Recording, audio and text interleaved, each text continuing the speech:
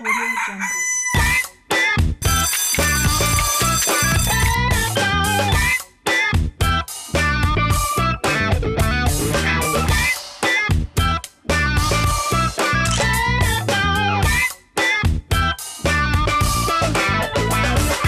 Mercredi 27 juin 2018, plus que quelques jours avant de refermer le mois de juin 2018 et de passer à une autre étape de cette année et également refermer cette saison, la deuxième saison de cette version de Matin Bonheur, et nous passons toujours de très bons moments en votre compagnie, Marco.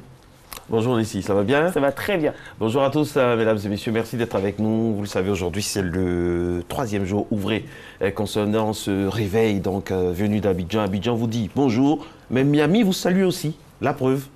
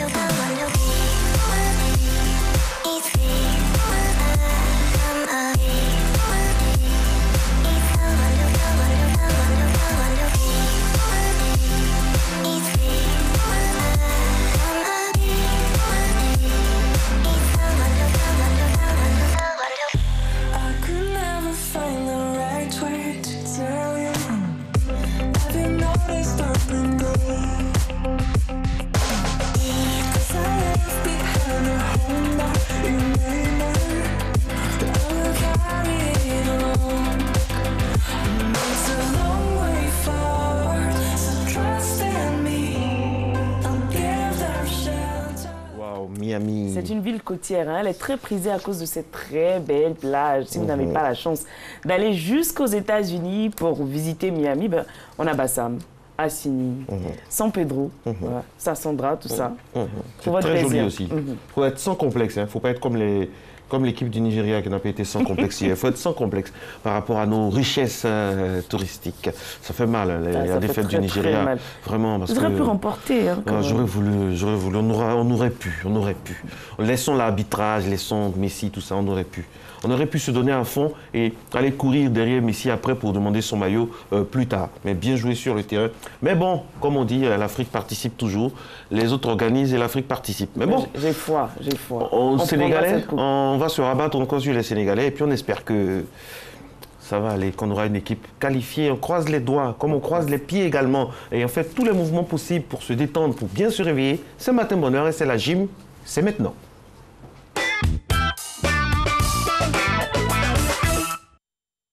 Bonjour à tous, bienvenue à votre émission de sport. Aujourd'hui, je vous propose de faire avec nous des abdos. Je suis avec Alice à ma droite et avec Flora à ma gauche. Donc si vous êtes prêts, on part déjà. Regardez, on s'allonge sur les tapis, on tend les bras au sol, on garde les jambes pliées, on va balancer les jambes à gauche et à droite. D'accord? Allez, top, c'est parti. 1, 2, 3, 4, 5, 6, 7, gardez le dos au sol. 8, 9, 10, encore. 1, 2, 3, 4, 5, 6, 7, 8, 9 et 10. Regardez, les bras reviennent le long du corps, ok? Et les jambes vont remonter sur la poitrine et on redescend au sol. Et ça fait 1. Top, c'est parti. 1, 2, 3, 4, 5. Lorsque vous montez les jambes, vous décollez un peu le bas du dos. 7, 8, 9, 10, 1, 2, 3, 4, 5, 6, 7, 8, 9 et 10. Super. Le prochain exercice que je vous propose, cette fois-ci, on tend les jambes, on décolle la tête du sol, ok? On part ciseaux. Allez là. Top, c'est parti. 1, 2, 3. Prenez votre temps. 4, 5, 6, 7, 8, 9, 10, 1, 2, 3, 4, 5, 6, 7, 8, 9. Ok, on revient. On tend encore les bras, on balance les jambes à gauche et à droite. 1, 2, toujours. 3, 4, 5, 6, 7, 8, 9, 10. Encore. 1, courage. 2, 3, 4. Ne décollez pas le dos du sol. 6, 7, 8, 9 et 10. On repart encore avec les mains le long du corps, mains sous le fessier. Cette fois-ci, on tend les jambes, on ne bouge pas, on reste là 20 secondes.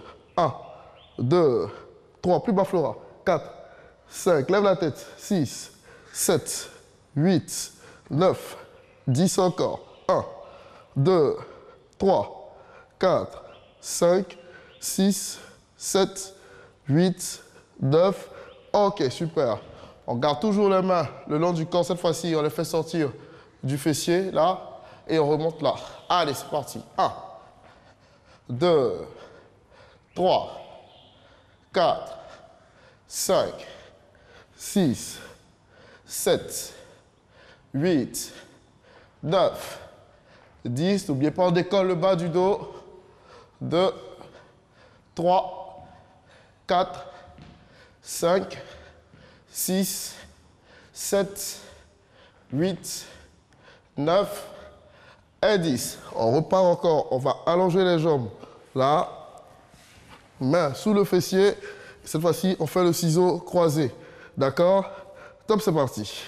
1, 2, 3, 4, 5, 6, 7, 8, 9, 10, 1, 2, 3, 4, 5, 6, 7, 8. On va enchaîner. 9, 10. Les jambes se touchent là. 1, 2, 3, 4, 5, 6. Regardez à chaque fois vos orteils. 9, 10, 1, 2, 3, 4. Alice, on lève la tête. 6, 7, 8, 9. On va bloquer. 10 en bloc. 1, 2, 3, 4, 5, 6, 7, 8, 9. Ok, super. C'est déjà fini pour aujourd'hui. Vous avez remarqué qu'on a travaillé très bas. Alors, si ça vous crée des douleurs au niveau du bas du dos ou bien si ça crée une fente au niveau du coccyx, il est préférable pour vous de travailler un peu plus haut de sorte à ce que le dos soit bien plat au sol. Mais faites ces exercices chez vous. Je pense que ça vous permet d'avoir une bonne sangle abdominale. Bonne journée à vous. Allez, à demain.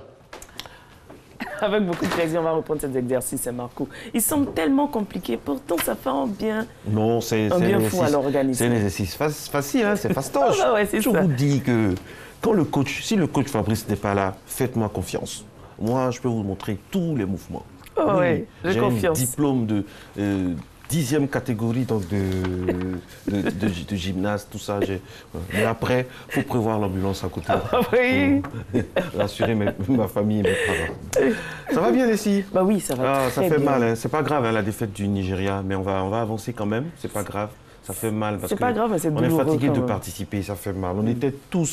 On était tous avec nos frères donc, du Nigeria. Mais moi, ce qui dans la défaite, il faut être digne, il ne faut pas se précipiter sur le maillot de Nessie et se battre là-dessus. Ça, c'est pas bon. Et puis, chose bizarre. Faut accepter la défaite et puis aller dans les vestiaires. Il ne faut pas courir derrière les reins de Lionel Messi pour prendre son maillot. Ça, franchement, il faut être digne dans la défaite. Ça, je ne peux pas accepter ça, concrètement, franchement. Mais à l'international, ils se retrouvent tous dans les mêmes clubs. Oui, dans les mêmes clubs. Donc, quand on a perdu, on a le profil bas et puis on fait amende honorable, on quitte le terrain. On ne court pas derrière Messi pour demander son maillot. Devant les caméras. Mais franchement, faut vraiment. Enfin bref, Sénégal REC. Voilà, c'est vrai, c'est ce qui est bien, là, ce rabat aussi sur le Sénégal. Aujourd'hui, c'est le 27 juin, ici. Et nous célébrons Les Fernand. Ah, Alors, Fernand, c'est du germanique Fahrt, qui veut dire voyage, et Nantes, qui veut dire hardi. Donc, le féminin, on a Fernande. Fernande. Les prénoms dérivés, on a Ferdi, Ferdinanda, Ferdinando, Marco. Ok, merci beaucoup. On salue tous les Fernands qui nous regardent. Le lieutenant-colonel Cyril Yao Delora nous fait l'honneur de sa présence sur ce plateau. On a la sécurité sur ce plateau tôt ce matin parce que le porte-parole de la gendarmerie nationale, c'est cela, est avec nous. Bonjour, de faire honneur au plateau de Matin Bonheur. Bonjour. Bonjour, monsieur Leroy, ça va très bien. Alors, journée porte ouverte de la gendarmerie nationale. La gendarmerie qui s'ouvre de plus en plus. Ça fait plaisir, ça. Tout à fait. En tout cas, merci pour cette opportunité que vous nous donnez de parler de cette journée portes ouvertes. Elle commence demain jeudi, du 28 au 30, jeudi, vendredi et samedi, à partir de 8h30 jusqu'à 16h. Chaque journée, nous attendons nos amis, nos concitoyens, les populations ivoiriennes, à l'école de gendarmerie d'Abidjan. Pourquoi une journée porte ouverte là, maintenant? Pourquoi? Alors, les journées portes ouvertes sont pour nous une opportunité de présenter notre institution. L'actualité récente de notre pays, vous le savez, a montré quelques actes d'incivisme à l'endroit des gendarmes en service, à l'endroit de bâtiments de gendarmerie qui sont des symboles de l'État. Alors il est apparu impérieux au commandant supérieur de la gendarmerie, le général de division Kouakou Nicolas, d'aller au contact des populations pour leur expliquer ce que nous sommes, nos missions, et surtout leur faire comprendre ce que nous avons choisi pour thème pour cette journée portes ouvertes, c'est-à-dire la gendarmerie nationale est au service des populations. Il y aura des activités pendant ces 3 jours? Alors, pendant ces 3 journées, il y aura de nombreuses activités, des présentations théoriques, des subdivisions d'armes de la gendarmerie, à savoir la gendarmerie mobile, la gendarmerie territoriale et les unités spécialisées. Il y aura des présentations dynamiques de nos missions. Il y aura des présentations sur le processus de recrutement de la gendarmerie, le processus de carrière une fois qu'on est gendarme, la présentation de nos différentes missions, de nos modes d'action, quantité de choses qui seront donc prévues pour permettre aux populations de découvrir un peu plus cette gendarmerie qui est à leur disposition, qui est à leur service. On parle de civisme de la population, mais parfois aussi, en vos seins, il y a des personnes aussi qui ne se distinguent pas bien. Donc ce sera le moment, le moyen aussi d'expliquer aussi le bon comportement de gendarme. Justement, ce sera un rendez-vous du donner et du recevoir. Absolument. Il nous appartiendra de montrer aux populations ce que nous savons faire, ce que nous sommes, ce que nous pouvons leur apporter. Et il appartiendra aux populations de nous partager leurs suggestions, leurs préoccupations pour que nous puissions apporter des éléments de réponse et ensemble renouer ce contrat de confiance qui est gage de réussite de nos missions à nous, à leur service. Quelles sont les qualités d'un bon gendarme? Alors, un bon gendarme, la première qualité qui vient tout de suite à l'esprit, c'est la rigueur. C'est la rigueur. Ne dit-on pas que la peur du gendarme est le début de la sagesse. Donc un bon gendarme est quelqu'un de rigoureux, de professionnel, qui, à partir de l'accueil du citoyen en brigade, la prise en charge de sa préoccupation, en passant par l'accompagnement jusqu'à la résolution du problème qui l'a conduit au sein de cette brigade, doit être professionnel et rigoureux à chacune de ces étapes et permettre donc aux citoyens de repartir de la brigade complètement satisfaits. En cas de catastrophe naturelle, les gendarmes peuvent intervenir également pour être en secours aux sapeurs-pompiers? Tout à fait. Vous l'avez vu lors des dernières manifestations, des dernières inondations qu'il y a eu dans le district d'Abidjan et sur tout le territoire national. La gendarmerie, comme toutes les forces armées, vient à côté de nos amis sapeurs-pompiers militaires pour porter secours aux populations et puis les aider donc à retrouver la tranquillité et la sécurité qui s'y est. Et ces journées portes ouvertes seront l'occasion pour les gendarmes de bien définir leurs différentes missions, afin que ce soit beaucoup plus clair pour la population. Tout à fait. Alors, le jeudi, on aura droit à quoi? Le vendredi, on aura droit à quoi? Et le samedi? Alors, donc, ces 3 journées ont les mêmes thématiques. Hein. Alors, donc, à partir de 8h30, nous attendons les populations. Nous avons voulu, au sein de toutes les couches socio-professionnelles, cibler certains groupes avec qui nous interagissons quotidiennement. La première journée, le jeudi, nous avons voulu la dédier aux élus locaux, aux élus, aux leaders d'opinion, aux chefs de communauté, qui pour nous pourraient être autant de relais auprès de leurs membres, auprès de leurs jeunes, pour passer notre message. Absolument. La journée du vendredi sera consacrée à nos amis les transporteurs, avec qui nous sommes sur les routes et avec qui nous avons souvent quelques incompréhensions, pour leur montrer que la gendarmerie est à leur côté, à leur service. On ne se met pas en dessous. Parce que voilà, nous nous entendons, nous connaissons bien. Et le samedi, la dernière journée, bon, mais nous attendons tous les jeunes. Voilà. Les jeunes étudiants, les jeunes élèves qui sont déjà en vacances. Bien sûr, tout le monde peut venir pendant ces 3 journées, mais nous mettons l'accent sur ces 3 grands groupes. D'accord. Pendant ces 3 journées, pour passer notre message et qu'ils puissent les relayer auprès de leurs membres. D'accord. Vraiment, merci beaucoup. Et puis, nous, on aime beaucoup à Matin Bonheur, tout ce que vous faites. Vous savez que nous sommes de la même famille parce qu'on se réveille tôt ensemble. Tout à fait. Voilà, on est sur le terrain très tôt. Là, tout de suite, en venant, je suis passé devant, j'ai vu un long rang. C'est quoi ce rang-là qu'on a vu? Alors, en ce moment, se passe ce qu'on appelle le recrutement de la gendarmerie. D'accord. Alors, donc, vous avez vu que ça suscite beaucoup d'engouement auprès de nos jeunes. Depuis 3 heures du matin, ils sont là, les jeunes, ils ont tellement envie d'être gendarmes. Ils ont déjà passé la première étape, ils sont à l'étape de la visite médicale et donc le rang que vous avez vu, ils vont rentrer à l'infirmerie de l'école pour pouvoir subir les épreuves de visite médicale. Et quel est l'âge limite? C'est 25 ans. L'âge de recrutement, c'est de 18 à 25 ans. Je suis encore dans la fourchette. Et si je peux. Merci beaucoup, lieutenant-colonel Cyril Yao Deloura, porte-parole de la gendarmerie nationale. Vous permettez que je vous donne un carton d'invitation, nous vous attendons. Oh là là, c'est des cartes. Pour nous, si c'est VIP, pour moi, c'est VVIP. Pour vous deux, c'est VVIP. Nous vous attendons. Merci beaucoup. Vous avez oublié la réalisatrice, pour qu'elle vienne, sinon on n'aura pas d'image. Sa carte est là. Ok, merci beaucoup à vous, mon lieutenant-colonel. Merci. Et très très bonne réussite à vos journées. Et vraiment, Matin Bonheur au service de toutes ces personnes-là qui travaillent pour le bonheur de notre pays. Il est 6h15. Dans un instant seulement, nous allons discuter, nous allons parler français. Après avoir parlé donc gendarmerie, nous allons parler français, bien sûr, avec Madame Inao Zappé Rachel. Le temps pour nous donc de dire au revoir à l'invité, de souhaiter joyeux anniversaire à M. Souleymane Diarra-Souba, ministre du Commerce, de l'Artisanat et de la Promotion des PME, ministre de l'Industrie et des Mines par intérim. Et oui, les stagiaires ont bossé. Ils ont trouvé les anniversaires des personnes qui nous sont proches, parce qu'on était fatigués de donner les anniversaires des gens à l'étranger, tout ça. Voilà, joyeux anniversaire, monsieur le ministre, donné 27 juin 1971. Voilà, nous souhaitons joyeux anniversaire. Alors, Nessie, ça va? Oui, Marco, ça va très bien, surtout quand on va recevoir Madame Inao Zappé, qui va nous recadrer. Vous aimez les tableaux? Bah oui. Vous aimez l'art contemporain? Oui, vous aimez l'art contemporain? Oui. Ah oui, je vous envoie dans un véritable voyage au sein de l'art contemporain. Regardez, c'est joli, ça vaut le détour, regardez. Non, contempler des œuvres d'Andy Warhol pieds nus, se promener au musée sous l'eau ou en pleine nature. À la Fondation Carmignac, le visiteur perd ses repères, et c'est bien là l'idée. Une collection de 70 œuvres où se côtoient Roy Lichtenstein et Botticelli est exposée dans un espace de 2000 m² sur l'île de Porquerolles dans le Var, au large de la ville de Hyères. On prend la mer, on va sur l'autre rive, on marche, et ici ensuite quand on arrive à la Fondation, on n'est pas nombreux, les visites sont limitées à 50 personnes par demi-heure, on se déchausse, on prend un breuvage, et on a essayé de créer à la fois des conditions, et puis on a choisi ainsi un lieu pour que les œuvres parlent au mieux et qu'on puisse les entendre au mieux. Porquerolles, une île saturée par plus d'1 million de visiteurs par an.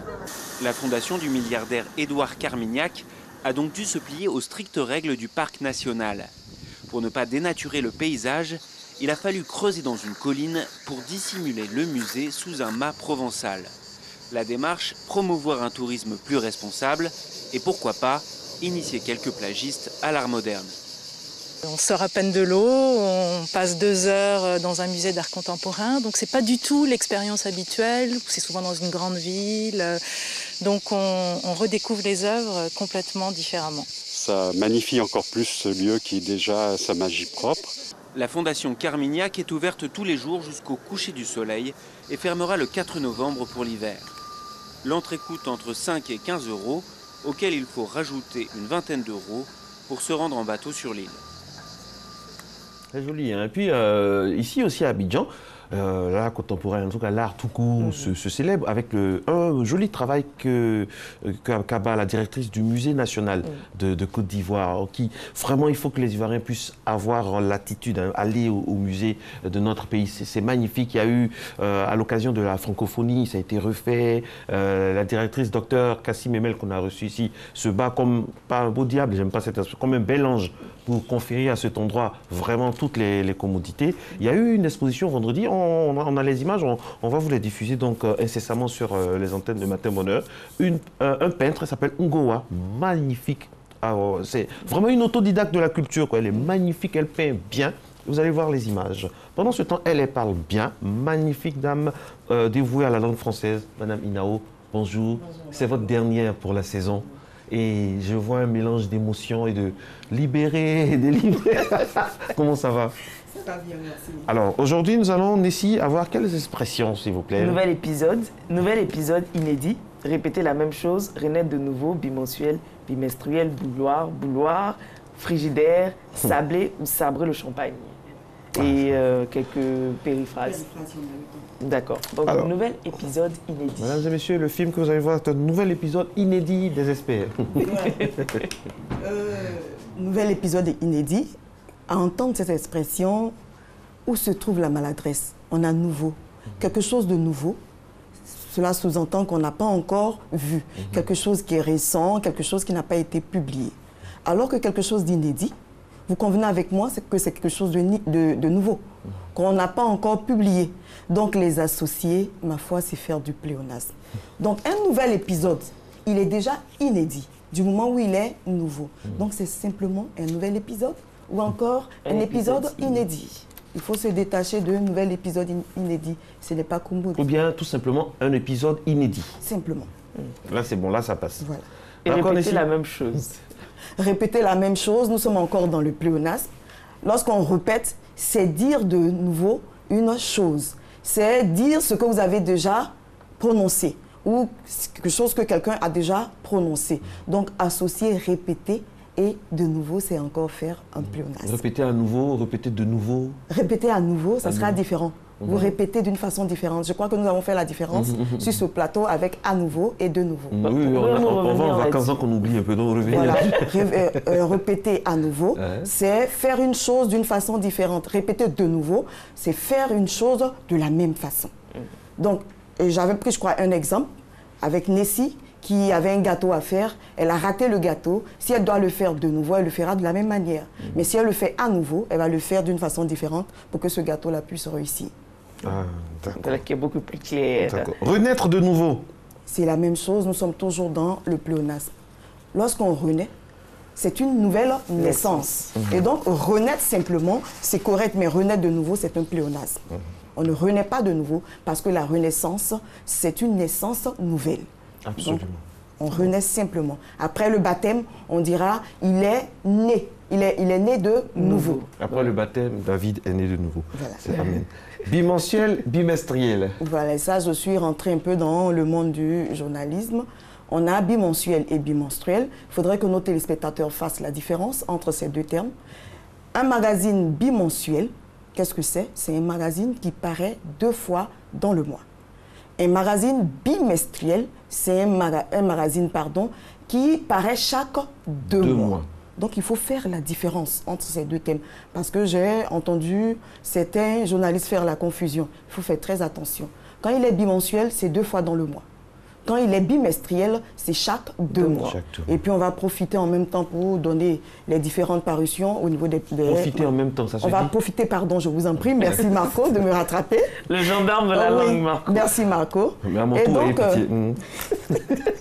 on a donc, après bimensuel et bimestriel, on aura mensuel qui paraît donc chaque mois. On aura le quotidien qui paraît chaque jour. On a l'hebdomadaire qui paraît chaque semaine. Le trimestriel, Marco. Qui paraît chaque 3 mois. Voilà, tous les 3 mois. Et puis le semestriel, Nessie. Qui paraît chaque 6 mois. Tous les 6 mois. On a l'annuel. Chaque année. Chaque année. Le quinzomadaire. Le quinzomadaire, chaque 2 semaines. 2 semaines. Et puis, on a la quinzaine pour 15 jours. Ben, c'est pas la même chose, chaque 2 semaines, chaque 15 jours. Non, 2 semaines, vous avez 14 jours. Ah oui, 2 semaines, c'est 7 plus 7. D'accord. Ça fait 14. Merci. C'est ça, non? Normalement, selon le calendrier grégorien. Oui. Alors, nous allons...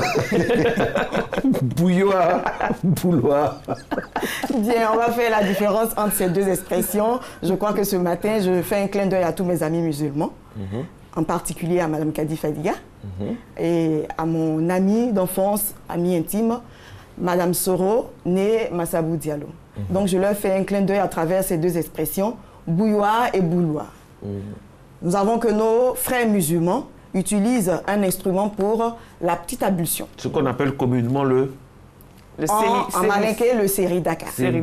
Et quand vous dites même le séri-daka, à l'intérieur, vous avez la marmite. Daka, c'est marmite chez les malinqués. Donc ici, une bouilloire, c'est un récipient à l'intérieur duquel on fait bouillir de l'eau. Oui. Ou encore on réchauffe de l'eau. Cet instrument-là, il a une anse et un bec verseur. Mais quand on enlève le E à la fin de bouilloire, on se retrouve avec un autre récipient, mais cette fois-ci dans lequel on chauffe la chaux pour le mélanger avec le sable et le ciment. Donc vous convenez avec moi que lorsque nos frères musulmans appellent l'instrument qu'ils utilisent pour la petite ablution, bouilloire, il y a un problème.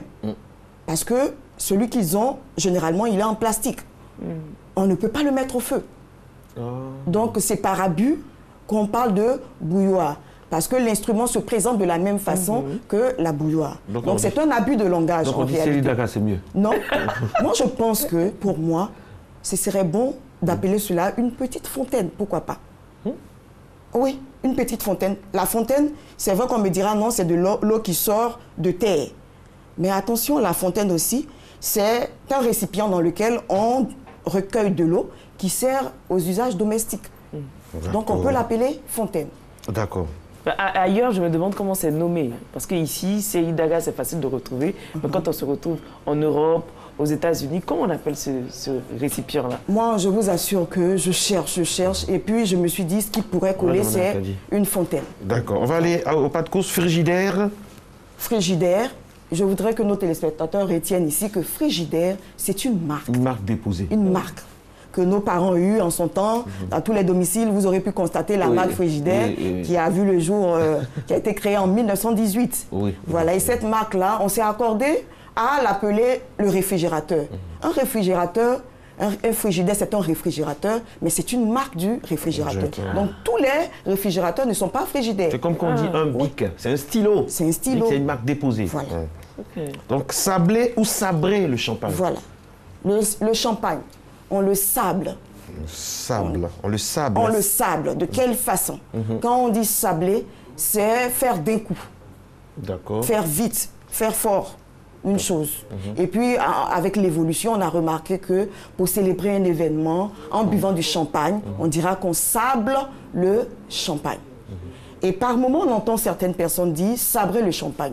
Attention, ce sont 2 expressions différentes. D'accord. Sabrer le champagne, c'est trancher le goulot du champagne, de la bouteille de champagne, avec un sabre. Donc les 2 expressions sont différentes. Il ne faudrait pas faire la confusion. 1 minute au pas de course, quelques périphrases. Périphrases, quand je dis par exemple la ville aux 1000 lumières, la ville des lumières, à quoi est-ce que Marco fait référence? Paris. Paris, exact. Et Diekabo, le village de ma maman. Et ensuite, quand on dit la ville aux 1000 mosquées, pour revenir à la Côte d'Ivoire. Bondoukou, la ville aux 1000 mosquées. La perle des lagunes. La perle des lagunes. Abidjan. Voilà. Dernière question, je suis au taquet. Le plus haut sommet du monde. Le plus haut sommet du monde. Le Kilimanjaro. L'Himalaya.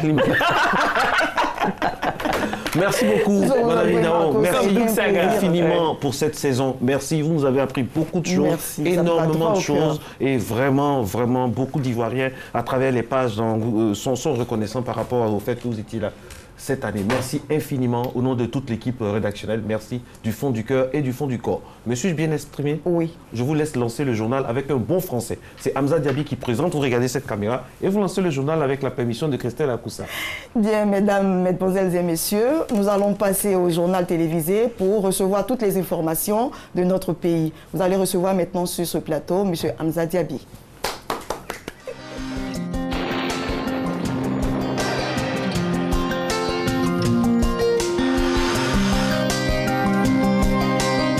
MTN, everywhere you go. Mesdames et messieurs, bonjour. Un temps généralement nuageux à couvert sera présent sur les zones du littoral est, de l'est, du sud forestier et du centre du pays avec des pluies modérées à fortes sur ces zones. Les zones du littoral ouest, de l'ouest et du nord seront nuageux avec des possibilités de pluies localisées. Côté température au cours de cette matinée, on entre à 24 degrés à Abidjan, 23 à Diaké. Une série de 24 degrés est attendue dans les villes de Mondoukou, Boaké et de Daloa. Dimoko enregistrera 23 degrés, 24 degrés à Gagnoa, 25 degrés à Korogo, 22 degrés à Mans, 25 à Odzéné, 23 degrés dans les villes de San Pedro et de Sassandra, 22 degrés à Tabou et 25 degrés dans le district de Yamoussoukro. Le début d'après-midi sera nuageux sur les régions du littoral est, de l'est et du sud forestier et du centre du pays, avec des possibilités de pluie modérées à faibles. Par la suite, le temps y sera partiellement nuageux. Les régions du littoral ouest, du centre-ouest et de l'ouest seront sous un temps nuageux avec des possibilités d'orage mêlées à de la pluie. Ailleurs, le temps sera partiellement nuageux.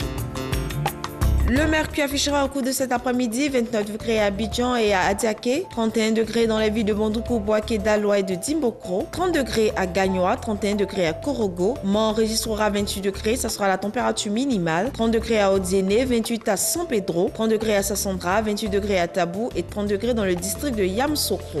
En cas d'inondation, voici quelques mesures de sécurité à prendre en compte. Installez-vous en hauteur à l'abri dans un bâtiment, coupez l'électricité et le gaz et mettez les produits d'entretien et de produits chimiques en hauteur. Très bonne journée et excellente suite de programme sur RTI 1.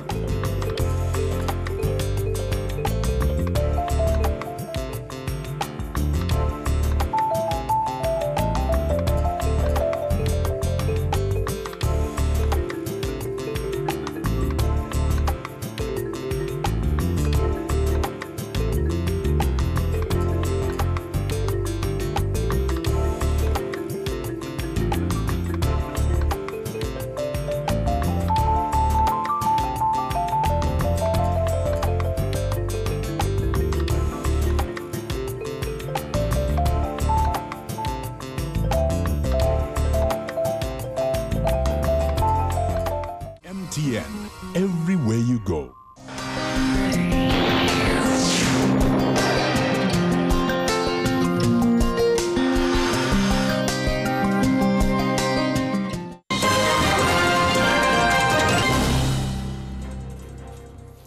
Bonjour, mesdames et messieurs, bienvenue dans ce 6h30. Le président Alassane Ouattara est arrivé hier à Yamoussoukro aux environs de 17h. Le chef de l'État a rallié la capitale politique par la route. Il est donc à Yamoussoukro, comme c'est de tradition désormais, pour le dernier conseil des ministres du mois qu'il présidera ce mercredi même à la Fondation Félix Houphouët-Boigny pour la recherche de la paix. Le chef de l'État a été accueilli à sa résidence de Yamoussoukro par le corps préfectoral, le maire et le gouverneur du district autonome de Yamoussoukro. Les sénateurs ivoiriens, eux aussi, sont à Yamoussoukro. Ils sont réunis à la Fondation Félix Houphouët-Boigny pour la recherche de la paix depuis hier. Une séance plénière s'y est donc tenue et une autre est prévue ce mercredi même. Les sénateurs examinent la proposition de résolution portant règlement du Sénat et mettent en place les différents organes de l'institution. Le reportage de Mahama Traoré dans nos prochains journaux. L'opération de révision de la liste électorale s'est ouverte le 18 juin dernier et a pris fin le dimanche 24 juin. Le deuxième vice-président de la commission électorale indépendante chargée de la révision de la liste électorale a animé un point de presse hier mardi. Et à cette occasion, il a communiqué les statistiques provisoires de cette opération d'enrôlement. C'était en présence de nos reporters Olivier Iriebi et Gabriel Zani. L'heure est au bilan. Après la collecte des données sur le terrain pour le renouvellement de la liste électorale en vue des prochaines élections. Le deuxième vice-président de la commission électorale indépendante CEI chargé de la révision de la liste électorale était face à la presse pour communiquer les résultats provisoires. Selon lui, sur les 10 580 lieux de vote érigés en centre d'enrôlement sur l'ensemble du territoire national, la CEI a enregistré aussi bien des requérants qui souhaitaient actualiser leurs données personnelles que des nouveaux majeurs.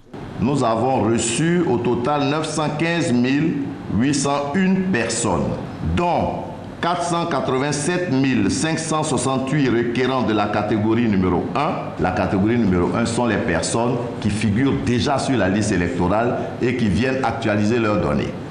Et 428 233 de la catégorie numéro 2, soit les personnes qui viennent pour s'inscrire pour la première fois, soit donc des proportions respectives de 53% pour la première catégorie et 47% par rapport au total. La répartition par genre fait état donc de 58% d'hommes et de 42% de femmes.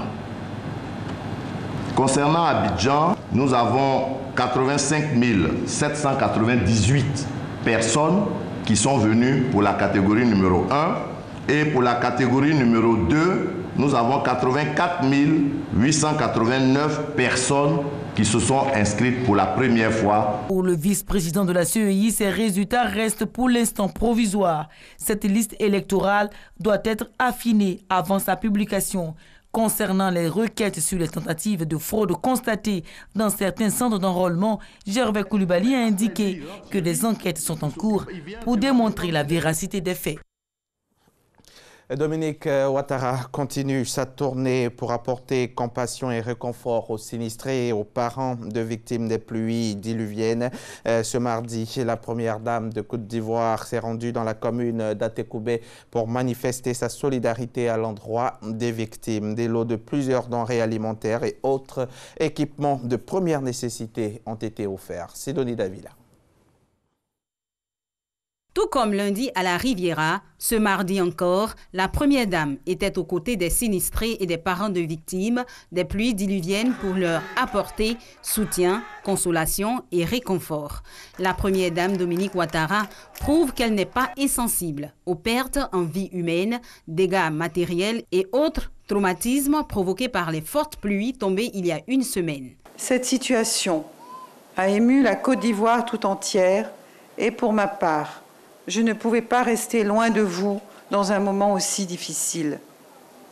Au milieu de cette tragédie, je tenais à venir vous exprimer ma profonde compassion et vous dire que vous n'êtes pas seuls, mes chers frères et sœurs.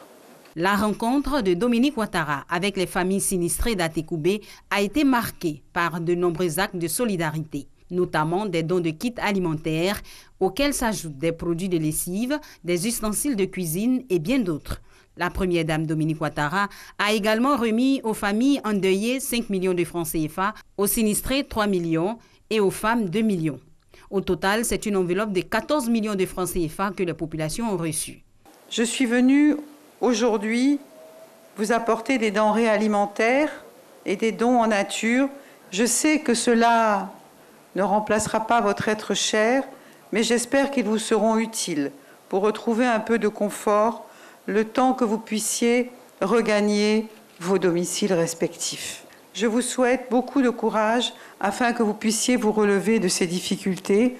Vous pouvez compter sur moi pour être à vos côtés, chers frères et sœurs. 6 décès enregistrés dans la commune d'Atekoubé, conséquences dramatiques des pluies diluviennes.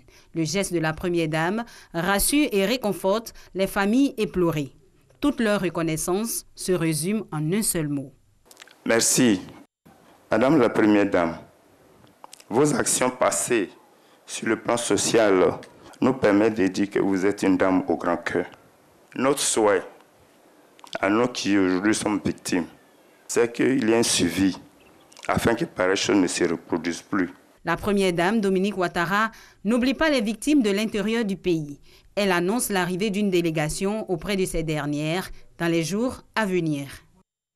Et les épreuves orales du baccalauréat général session 2018 a débuté hier mardi et se poursuivent jusqu'au vendredi prochain.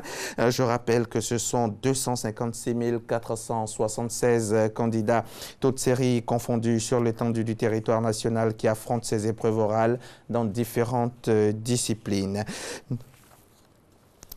Ils sont 7724, eux, les candidats des écoles confessionnelles islamiques qui ont débuté les examens du baccalauréat, du brevet d'études du premier cycle BEPC et du certificat d'études primaires et élémentaires, le CEPE islamique. C'était donc hier, le début, hier mardi 26 juin, sur toute l'étendue du territoire national. Les responsables de la direction nationale de l'enseignement confessionnel islamique en Côte d'Ivoire et de la Ligue des établissements confessionnels islamiques et Médersa en Côte d'Ivoire ont visité hier matin certains centres d'examen des communes du district d'Abidjan en présence de Koné Parkassoro. Centre d'examen Al-Nour et Al-Manarat Islamia dans la commune d'Abobo. Ces candidats du baccalauréat, du BEPC, brevet d'études du premier cycle et du CEPE, certificat d'études primaires et élémentaires des écoles confessionnelles islamiques sont en pleine composition. La traduction et la science du Saint-Coran sont les matières auxquelles ils sont soumis. La première épreuve s'est bien passée, donc on espère que le reste ça sera de même. Chefs de centre, examinateurs et surveillants se réjouissent du bon déroulement des épreuves. On a commencé à environ 8h05. Les épreuves, ça se passe bien. Autre commune, même constat. Ici, à l'Institut Mahaman Sissé Sabila Nadja de Koumassi, aucun incident enregistré. Ce matin, nous avons fait le Coran et le tafsir. Maintenant, c'est le tawhid. Les esprits sont abordables. La langue arabe n'est pas du tout facile, qu'il s'efforce et Inch'Allah, ça va aller. Ces centres d'examen ont été visités par les responsables des structures organisatrices. Ce n'est pas normal chez nous, les musulmans, de tricher. Parce que celui qui triche parmi les musulmans, il est exclu de l'islam. Donc, j'ai dit aux enfants de ne pas tricher. Ce que tu connais, tu écris. Cette année, ce sont 7 724 candidats, dont 5 675 au CEPE, 1 743 au BEPC et 306 au baccalauréat qui prennent part à ces examens nationaux islamiques. Les résultats seront connus le mardi 10 juillet prochain. Et vous le savez peut-être, l'actualité sportive est dominée par le mondial qui a lieu en ce moment en Russie. Si cette période de haut niveau, de sport de haut niveau est un moment de bonheur pour les passionnés de foot, pour les commerçants et autres réparateurs de postes téléviseurs, la période est surtout bonne pour les affaires. Nadia Idja et Jean-Luc Bangbo nous décrivent ici l'impact de la grand-messe du football sur les affaires. Elle fait vibrer les amoureux du ballon rond. Mais la Coupe du monde de football, c'est aussi un regain d'activité économique, notamment celle liée au petit écran. Moustapha Diaby, réparateur de télévision dans le quartier de Williamsville, exerce depuis une dizaine d'années. Une affaire rentable, encore plus avec l'organisation de la Coupe du monde de football qui cristallise l'attention des téléspectateurs. Il y a d'autres qui avaient les télés qui n'étaient pas match. Nous avons envoyé ça pendant quelques jours de la Coupe du monde et puis avec une pression, on dit oh non, on ne veut pas travailler pression. Et puis, quand la Coupe du Monde a commencé, c'est d'autres envoyés, ça bon, moi c'est une quinzaine de télé. J'ai reçu une télé LCD, et puis hier soir, il y a le son, mais il n'y a pas de lumière. Pour la réparation de cette panne, la facture s'élève à 45 000 francs CFA. 5 à 6 télévisions réparées par semaine pendant le mondial. En temps ordinaire, ce sont 2 à 3 télévisions qu'ils réparent sur la même période. Les coûts de ces prestations varient entre 15 000 et 80 000 francs CFA. Nous laissons Mustapha avec ce client. Notre destination, Mahakori, dans un magasin de vente de postes téléviseurs et autres appareils électroménagers. Ici, des promotions sont en cours pour la Coupe du Monde. La Coupe du Monde a commencé et ma télévision est en panne, donc je suis venu pour une télévision ici. Nous avons vu les prix par rapport à la promo. Nous avons vu que les prix ont vraiment chuté. Et une télévision de 55 pouces qu'on nous faisait à 1 250 000. Présentement, dans la boutique, on nous présente la télévision à 700 000. Des rabais considérables sur cette période sportive, une stratégie qui assure l'explosion des ventes. On savait déjà qu'on allait réussir à vendre pas mal de télévisions, mais grande fut notre surprise quand notre chiffre d'affaires a carrément doublé. Parce que vous rentrez par exemple dans un supermarché dans lequel on avait fait une activation et vous voyez que chaque minute, il y a quelqu'un qui part avec une télévision. C'était vraiment waouh quoi. On peut aller jusqu'à 80%. La progression, jusqu'à 80%. Et ça continue encore. Là, on est en rupture sur certains produits. Mais cet engouement n'est pas le même chez d'autres concurrents. Naguib Saad est propriétaire d'un commerce d'électroménager dans la commune du Plateau. Pour cette édition de la Coupe du Monde, il pratique aussi des réductions sur ses postes téléviseurs. Mais chez lui, les retombées sont loin d'être celles escomptées. Jusqu'à maintenant, la demande est très faible. Peut-être 10% de plus que ce qui se fait actuellement. Moi, j'ai connu les Coupes du Monde de 86, de 98. C'était des milliers de télévisions que nous vendions à cette époque. Quand on vendait, par exemple, 1000 télés par mois, la Coupe du Monde, c'était 4000 télés. Et c'était des télévisions qui coûtaient beaucoup plus cher que ce qu'on vend aujourd'hui. En revanche, installé dans un coin à l'intérieur de la boutique de Naguib, cette responsable des stands de distribution de bouquets satellitaires se frotte les mains. Par rapport à la Coupe du Monde, il y a eu plus de ventes de décodeurs, un peu plus de nouvelles abonnés. Notre vente a augmenté de 80%. Des passionnés de foot qui ne veulent rater cette compétition d'envergure sous aucun prétexte. Au-delà de l'aspect ludique, le football avec ses compétitions de haut niveau telles que la Coupe d'Afrique des Nations et la Coupe du Monde contribue efficacement au boom de nombreux business. Et des affaires qui vont continuer certainement jusqu'au 15 juillet prochain, jour de la grande finale de ce mondial. En attendant, la compétition se poursuit en Russie. Un autre représentant du continent africain est entré en lice hier soir. Les équipes du Nigeria et d'Argentine se sont affrontées pour la 5e fois en phase finale de Coupe du Monde à l'occasion de l'édition 2018 en Russie. Et les Black Eagles se sont fait battre.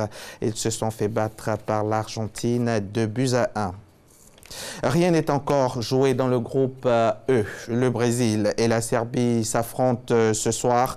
Le Brésil, avec 4 points en 2 matchs, n'est pas encore assuré de la qualification. Une victoire ou un nul contre la Serbie ce mercredi assurerait le passage en 8e de finale de Neymar et ses coéquipiers.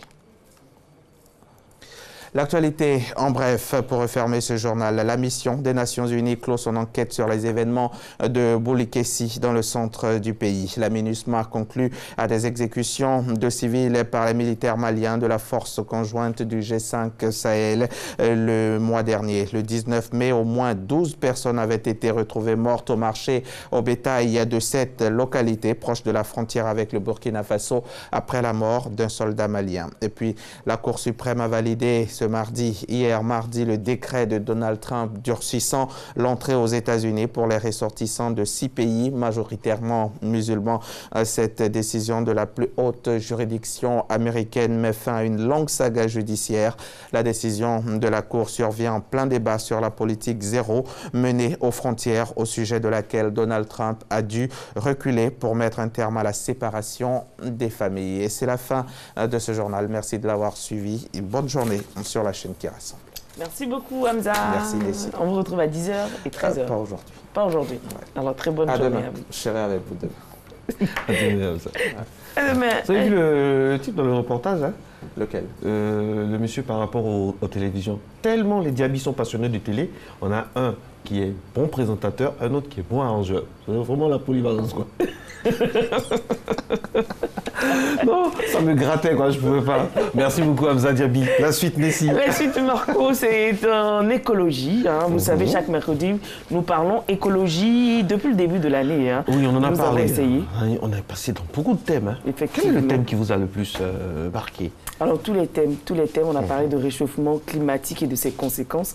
Ça a permis d'ouvrir les yeux, de se rendre compte que nos comportements, chaque jour, nous favorisent, on va dire, la destruction de la planète. Et ça, vraiment, Cédric Lombardo attire notre attention dessus chaque mercredi. Alors, concilier développement et écologie s'impose. Hein. C'est le but du développement durable. On parle souvent de développement durable. Voilà, c'est beaucoup de termes parfois qui peuvent effrayer ou rassurer, c'est selon. En tout cas, aujourd'hui, nous ferons un bilan des précédentes chroniques écologie de Matin Bonheur. Le thème de cette chronique avec vous, Cédric Lombardo, peut résumer une devise: travaillons avec l'environnement. Par contre, c'est juste après le jingle. Travaillons avec l'environnement, pas contre. Quel bilan pourrions-nous faire de vos interventions sur ce plateau? Et bien sûr, quelles solutions pourriez-vous apporter à ces défis que nous avons à relever? Moi, le premier bilan que je vais faire, d'abord, c'est un grand remerciement à toute l'équipe de Matin Bonheur, parce que chaque mercredi matin, c'est un grand sourire de venir vous retrouver sur le plateau, l'équipe qui est sur le plateau, et puis surtout l'équipe technique qui est derrière le plateau, qu'on ne voit jamais, qui fait un beau travail. C'est aussi remercier nos téléspectateurs, parce que parfois, dans la rue, on se fait interpeller, oui, mais il y avait ceci, il y avait cela, etc. Donc c'est vraiment suivi, et c'est un travail très important que vous faites. Vous avez senti que vous étiez suivi? J'ai un indicateur de performance. Quand on me dit, toi, tu es le blanc de la RTI, je me dis... Je n'ai pas été assez bon. Quand on me dit, toi, tu es le blanc de l'environnement à la RTI, j'ai dit, là, on a commencé à faire des progrès. Donc, la différence, elle est là. Donc, vraiment, après, il faut qu'on arrive à faire que le blanc de l'environnement, et puis ça sera J'ai une tante qui, à la Riviera 3, à la CDC, téléspectatrice fidèle de Matin Bonheur. Quand arrive la rubrique environnement, elle dit, ah, le blanc, là, il a bien parlé aujourd'hui. C'est dit Clomardo. Tante Kwasi, Madame Kwasi, à qui je fais un gros bisou. Alors, aujourd'hui... En fait, le bilan, ce qu'on a essayé de faire, c'est qu'on a essayé de faire un peu une chronique, parce qu'on sait que l'environnement, c'est source de vie. Malheureusement, on a appris que l'environnement, et on l'a encore vu très récemment, et toutes nos pensées vont aux victimes qui sont encore en train de devoir faire face un peu à ce qui les a affligés ces quelques temps. Et ce qu'on a voulu faire d'abord, c'est comme une espèce de titrologie, mais de notre chronique depuis le début de l'année. Et surtout, la première va commencer un peu avec ce qu'on appelle le bilan environnemental, parce que après les pluies que nous avons connues, il y a eu certains articles de presse où les gens disaient, mais en fait, ceci est une pluie décennale. Donc on a essayé de faire un peu le bilan de ce qui s'était passé au niveau environnemental. Ceci n'est pas une pluie décennale. Les catastrophes que nous observons en Côte d'Ivoire, malheureusement, sont de plus en plus importantes et il faut qu'on sache y faire face. Donc depuis 2008 jusqu'à 2018, je ne sais pas si on arrivera à pouvoir montrer l'élément à l'écran. D'accord, donc il n'est pas encore arrivé. Depuis 2008 jusqu'à 2018, on voit bien qu'il y a de plus en plus de pluies diluviennes sur le territoire ivoirien. Et en 2008, pratiquement, et là, s'il faut chiffrer les morts pour que les gens se rendent compte de ce qui se passe, on a eu 8 morts qui ont été enregistrés sur le territoire ivoirien. En 2014, souvenez-vous, on avait dépassé la trentaine de décès sur le territoire ivoirien à cause des pluies. Et malheureusement, pour l'année 2018, on a déjà dépassé le bilan des 20 morts. C'est venu. C'est affiché à l'écran. Merci la technique, toujours aussi efficace. Donc vous voyez bien, 2007, on avait 7 morts. 2014, 39 décès, 2017, 20 morts. Ce n'est pas une pluie qui arrive tous les 10 ans. Nos parents planteurs vous le diront, le climat est mélangé. Et aujourd'hui, il faut bien se rendre compte que puisque le climat est mélangé, il faut que nous ayons des stratégies de développement qui soient capables maintenant de répondre à ces enjeux. Donc, finalement, ce qui est aussi important de se rendre compte, c'est que là, la catastrophe environnementale, c'est quelque chose qui est frappant, c'est quelque chose que l'on voit en permanence, mais il y a aussi des enjeux qui se passent dans les enjeux ruraux. Et donc, on parlait tout à l'heure de nos parents planteurs, c'est un petit peu le deuxième élément vidéo le deuxième titre de notre journée aujourd'hui, c'est qu'il faut se rendre compte que actuellement nous sommes menacés, mais notre avenir est menacé. Et le 4 avril 2018, grâce à Matin Bonheur, on avait pu présenter cette cartographie, et on voit qu'à gauche, c'est la situation de la zone agréable, la bonne zone pour planter le cacao en Côte d'Ivoire et au Ghana. Et vous voyez la carte, tout est vert, donc c'est magnifique. Et la carte de droite, finalement, c'est en 2050. Si les conditions climatiques sont aussi difficiles, les conditions de plantation du cacao en Côte d'Ivoire et au Ghana seront, elles, extrêmement difficiles. Et donc, ce n'est pas simplement dans les villes qu'il faut que nous soyons capables de répondre à ces enjeux. Il faut aussi trouver des stratégies et les apporter à nos parents planteurs. Et quand on dit finalement que notre avenir est menacé, c'est le troisième élément qu'on va pouvoir diffuser maintenant. Notre avenir est menacé. On a aussi des enjeux de pollution. Et on avait réussi, grâce à vous, une fois de plus, je le dirai toute la journée, on a réussi, grâce à vous, à montrer la carte de la pollution au dioxyde d'azote sur la ville d'Abidjan. Wow. Et on avait dit, quand c'est rouge, c'est que franchement, ça ne va pas. Et quand c'est rouge, ça veut dire quoi? La pollution, ici, on est sur des pollutions qui sont d'origine mécanique. Ce sont des pollutions qui viennent de la part de moteurs. Et ces moteurs, soit ce sont des moteurs qui viennent de l'industrie, mais le véritable fléau que nous avons à Abidjan et que nous avons dans certaines villes, le véritable fléau, ce sont les véhicules polluants. Et là, aujourd'hui, je regarde la caméra droit dans les yeux, aux agents de la police de la circulation, quand vous voyez un véhicule qui émet une énorme fumée noire, de grâce, ne le laissez pas partir. Quelles que soient les conditions, ne le laissez pas partir. Parce qu'il met votre vie en danger et il met notre vie en danger. Puisqu'il n'y aura pas de voiture en circulation. Il n'y aura pas de voiture en circulation, parce que la majeure partie des véhicules... Alors, notre thème aujourd'hui est se développer avec l'environnement, pas contre. Hein. Alors, quel serait notre meilleur outil dans l'environnement pour répondre, Cédric, à tous ces défis-là? Alors, on a plein de solutions technologiques, on a plein de réponses à apporter. Et le vrai défi de l'écologie, c'est que nous n'arrivons pas encore, dans tous les pays du monde, à mobiliser toutes ces réponses. Mais il y en a une qui est la plus simple de toutes et qui est la plus fantastique de toutes, ça s'appelle l'arbre. Et ce qu'il faut regarder chez nous en Côte d'Ivoire, c'est l'importance de la forêt. Et de nouveau, grâce à Matin Bonheur, nous avions pu présenter le rôle de la forêt et surtout le rôle de la forêt avec l'importance du cycle de l'eau. Parce que vous savez que contrairement aux pays qui sont au nord de notre planète, qui eux ont des glaciers, ont des neiges qui fondent et qui leur amènent de l'eau, chez nous, la pluie vient de l'océan. Et c'est le rôle de la forêt de transporter cette pluie qui vient de l'océan pour l'amener sur tout le territoire. Et c'est cette pluie, grâce à la forêt, qui va pouvoir rentrer dans les nappes phréatiques. Et si on regarde bien, un des problèmes que nous avons eu avec les grandes inondations que malheureusement nous venons de connaître, c'est qu'il n'y a plus assez d'espace de végétation dans l'environnement pour être capable justement de permettre à ce que l'eau rentre dans la terre et non pas à ruisseler sur les routes, de béton ou les routes de goudron, ou les routes de latérite pour aller malheureusement ravager les maisons de nos populations.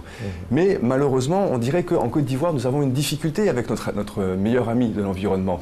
Parce que grâce à Matin Bonheur, nous avions pu présenter également l'élément suivant qui est la cartographie de la déforestation. 1990, la Côte d'Ivoire est un pays forestier, carte de gauche. 2015, carte de droite, mais où sont passées les forêts? Et donc, la Côte d'Ivoire s'est retrouvée sur cette période-là à avoir le taux de déforestation le plus important du monde. Même les Brésiliens à côté qui ont longtemps été indexés avec l'Amazonie, j'ai envie de dire, ils sont peut-être bons au football, mais ils ne sont pas bons en déforestation. Disons-le avec humour pour mieux faire passer les messages. Et donc, on se rend compte qu'aujourd'hui, il est impératif de concilier l'environnement, de concilier la forêt avec le développement. Est-ce que c'est possible quand on sait qu'on a des routes, on a des maisons à construire, la vie se développe tellement vite? Est-ce que c'est possible? C'est tout à fait possible. Parce que ce qu'il ne faut pas oublier, c'est que nos parents avaient les technologies qu'ils avaient à l'époque. Et donc, naturellement, ils avaient certaines difficultés à faire le développement. Aujourd'hui, nous avons de meilleures technologies. Bien. Donc, ce qu'il faut regarder maintenant, c'est comment allons-nous parvenir à intégrer l'arbre, puisqu'aujourd'hui, c'est l'outil de référence que nous avons pris, comment allons-nous intégrer l'arbre dans le développement? Et l'élément suivant que nous allons vous présenter, c'était l'importance de la capacité de la ville à se développer avec la biodiversité. Donc, grâce à Matin Bonheur, nous avions réussi à montrer qu'il était possible d'intégrer en fait l'environnement dans la ville, dans les toitures, pour faire quoi? Tout simplement ici pour gérer ce qu'on appelle créer des quartiers éponges, des quartiers où il y a de la terre, des quartiers où il y a de la végétation, et donc que ces quartiers soient capables d'absorber l'eau. Franchement, on a besoin de ce genre de quartier dans nos pays. Ah, quel bonheur! Franchement, les quartiers qui respirent. Les quartiers qui respirent, les quartiers qui ne sont pas étouffants. En hauteur comme dans le sol, parce que parfois aussi tout se passe dans le sol. Il y a beaucoup de choses, choses bouchées, bloquées, tout ça. Absolument. Et donc quand on a la chance d'avoir ces quartiers, ça nous appelle aussi un petit peu au comportement des citoyens. Il faut aussi naturellement qu'on prenne soin de notre environnement. Parce que si on a la chance d'avoir des caniveaux, à défaut d'avoir de magnifiques végétations, ne les bouchons pas justement pour favoriser la circulation de l'eau. Donc ça, c'est l'exemple de travaillons avec l'environnement dans le monde urbain. Et vous avez plein de projets à New York, à Paris, etc. qui sont en train de se mettre en place. Faisons d'Abidjan une ville durable, une ville verte. Mais quand on parle de ça, finalement, on parle des préoccupations du monde urbain. Et il ne faut pas oublier nos parents planteurs. Donc, de la même manière, le prochain élément que nous vous montrons, c'est encore quelque chose que nous avons pu présenter grâce à Matin Bonheur. On était le 4 avril 2018 ce jour-là, et on vous avait montré il y a des stratégies d'agroforesterie. Et là, c'était une image qui nous venait d'Amérique latine, et on voyait simplement un planteur qui nous disait regardez finalement comment est-ce que moi j'ai transformé ma plantation. Vous avez des rangées de cacao qui sont au milieu, tous nos cacaoculteurs reconnaîtront notre arbre, et de part et d'autre, vous avez des arbres qui sont en train de pousser, parce que le cacao n'est pas un arbre qui vit au plein soleil. Le cacao, dans son environnement naturel, lui, il se retrouve à l'ombre des grands arbres. Et ce qui est intéressant dans les modèles qui ont été développés en Amérique latine, c'est qu'ils plantent d'abord un arbre qui va avoir une croissance très rapide, juste à côté, ils plantent un arbre qui, lui, va avoir une croissance lente, et au moment où les arbres sont devenus assez âgés, ils coupent l'un sur l'autre, ils replantent, et le miracle, c'est que, tenez-vous bien, la valeur économique de cette plantation n'est plus le cacao. Ce qui leur rapporte le plus d'argent, ça devient l'exploitation du bois.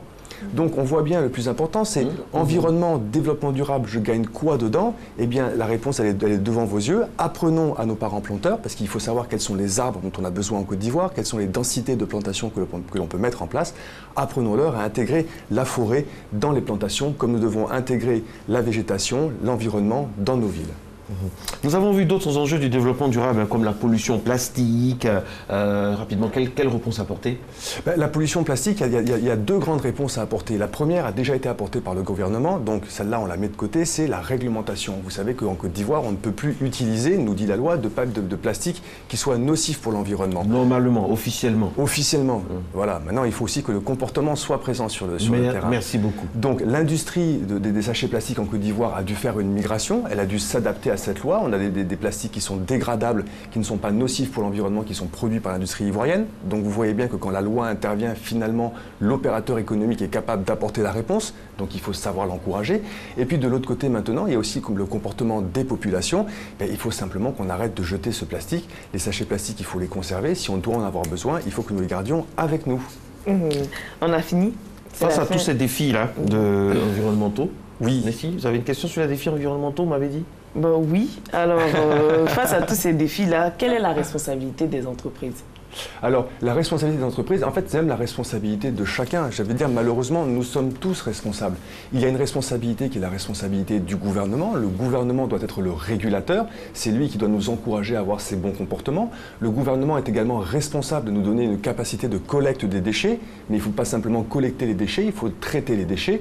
On avait dit, grâce à Matin Bonheur, que les ordures, c'est de l'or qui dure. Donc, il faut valoriser ce potentiel. Il y a une responsabilité de la part des entreprises. Il y a ce qu'on appelle les stratégies de responsabilité sociétale des entreprises, entreprises et développement durable, que toutes les entreprises s'engagent dedans. Et enfin, il y a la responsabilité des citoyens, à nous d'avoir un comportement éco-responsable pour le bien-être de la ville, de la population et de la Côte d'Ivoire. C'est super. Et sur ces mots, on a fini avec la, on a fini avec la saison. Pour aujourd'hui, avec la saison. Oui. Et il faudra naturellement qu'on arrive à continuer ce magnifique travail. Un petit mot pour clôturer. Grâce à Matin Bonheur, nous continuerons à sensibiliser sur l'environnement, les populations, en apportant des solutions concrètes pour répondre aux défis du développement durable. Merci beaucoup. Merci à vous. Vous savez qu'on vous aime. C'est réciproque. On vous aime et beaucoup. Un petit merci aussi à toutes mes équipes, parce que quand vous me voyez, il y en a plein derrière qui bossent, et sans eux, je n'arriverais pas à faire tout ça. Voilà. Merci à tous. Vous partez où en vacances? Vous avez un endroit d'environnement où? Oh, moi je vais aller chez les Blancs. Chez les Blancs? Quand même, faut aller voir la famille, c'est le papa, la maman, ils sont partis, ils sont rentrés au pays se reposer, mais à un moment, il faut aussi rentrer au pays pour travailler. Donc, on se retrouvera. Grâce à Dieu, grâce à tous. À la rentrée. Merci beaucoup. Merci beaucoup, c'est nous. À très bientôt. C'est moi qui vous remercie et à nos téléspectateurs. Merci infiniment. Et puis surtout, félicitations pour votre travail. Vraiment magnifique par rapport au retour que nous avons. Vous êtes dans votre domaine quelqu'un de vraiment très précieux. Merci à vous. Pour la télévision, pour notre pays aussi. Merci beaucoup. Et puis faites attention sur votre moto. Voilà. Merci beaucoup. Nessie, la suite, il est 7h. Et quand on dit 7h, l'environnement de la télévision passe par là. C'est la pub. Merci beaucoup, Cédric.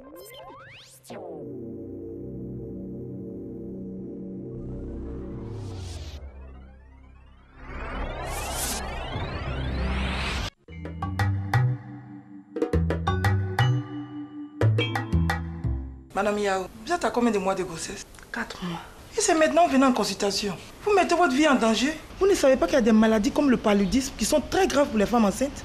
Mais qu'est-ce qu'il faut pour éviter le paludisme chez une femme enceinte? Le paludisme est une maladie très grave chez la femme enceinte. C'est pourquoi elle doit venir obligatoirement en consultation dès les premiers mois de sa grossesse pour prendre sa moustiquaire imprégnée. Et à partir du 4e mois, elle recevra des comprimés de SP. Je n'ai pas d'argent. Monsieur Yao, c'est gratuit, vous n'avez rien à payer. Voici votre première dose de SP.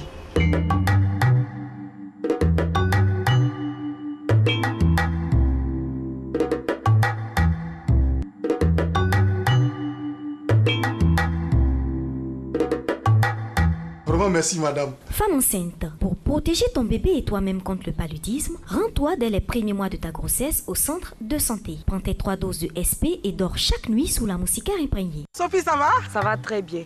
Mais d'où tu viens avec la moustiquaire imprégnée là? On me l'a donnée à la consultation prénatale. Eh ma chérie, moi-même je l'ai reçue lors de la grande distribution gratuite. Mais je ne sais pas comment on utilise.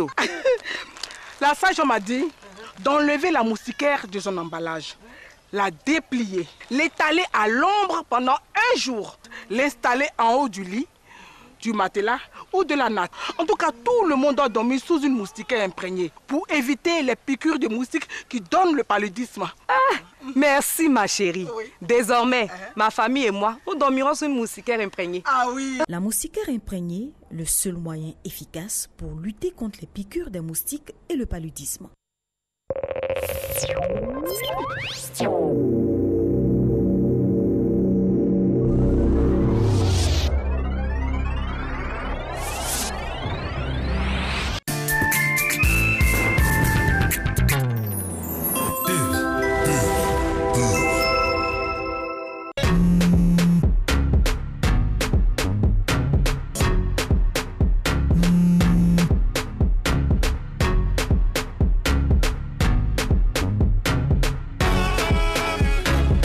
Mec, t'as rien oublié là? T'inquiète, toujours avec moi.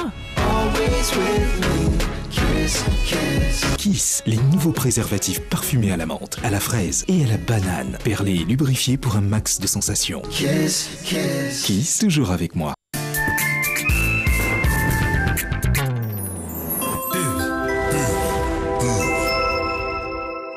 Le dernier virage, Marco, va se faire avec beaucoup, alors là, beaucoup d'amour. S'aimer éternellement, est-ce possible? Madame, vous le savez, hein, nous vous aimons. Ah oui, c'est pour la vie. Ouais, c'est éternel pour la vie. C'est pas le temps d'une saison. Non, c'est pour la vie, au-delà des saisons. Et avant toute chose, hein, au nom de Nessie, en mon nom propre, vraiment merci, merci beaucoup. Oh, les remerciements. On a les larmes. Oh là là. Le paquet de mouchoirs vidéo. On en a déjà chaque seconde. Merci beaucoup, hein. Vraiment, vraiment. C'est pas qu'on veut tomber dans l'auto-satisfaction. C'est parce que vous savez que sur le Matin Bonheur, c'est une famille, à l'instar de toute émission télé. Quand vous passez 8 mois sur 12 avec des personnes, forcément, ça crée des liens. Et avec vous, ça en a créé. On a parlé de tout, d'amour, au présent, au passé simple, au passé composé, au subjonctif présent. Et aujourd'hui, le thème, c'est s'aimer éternellement, est-ce possible? Oh oui. Oui, c'est possible. C'est possible. J'ai déjà répondu à la question. Ah oui. On va faire le tour de la question. Mais avant d'aller dans le thème, qu'est-ce que vous retenez de cette saison, de cette autre saison qu'on vient de passer? Oui, pour cette autre saison, c'est toujours beaucoup d'amour, hein, sur le plateau, beaucoup de joie de vivre, beaucoup de partage, de fous rires que les autres n'ont pas vus, auxquels ils n'ont pas assisté. Les débats après l'émission. Dans le bureau. Dans le bureau, parfois jusqu'à 9h, ça ils ne le savent pas. Pour dire que ça a été une saison très agréable et un véritable bonheur de partager tous ces moments avec vous. Et pour moi, ça a été aussi un devoir de partager ce que j'avais, un devoir d'interpeller, quand il était question d'interpeller, un devoir véritablement du bon vivre ensemble et avec l'amour. On ne vous interpelle pas dans la rue pour dire « Ah, madame, j'ai besoin de conseils, des anecdotes ». Non, alors j'ai eu cette chance-là, que peut-être que beaucoup de personnes n'ont pas regardé, et les personnes peut-être qui regardaient n'étaient pas dans l'environnement immédiat dans lequel j'étais. Mais c'est seulement depuis peu que quelques personnes me regardent avec insistance. Voilà. Et donc, quand je vois que c'est avec insistance, je me dis, ah, ça doit être Matin Bonheur. Et maintenant, quelques personnes aussi m'appellent, bonjour Matin Bonheur. Alors, bon, c'est tout cela aussi. Ça dépend de votre commune. Vous êtes de quelle commune? Cocody. Voilà.